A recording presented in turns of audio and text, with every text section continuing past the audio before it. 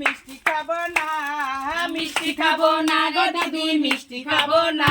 আমি আই বুড়ো থেকে যাব বিয়ে করবো না, আমি আই বুড়ো থেকে যাব বিয়ে করবো না। না আরে আমার মনে ছিল আশা দাদুর সঙ্গে ভালো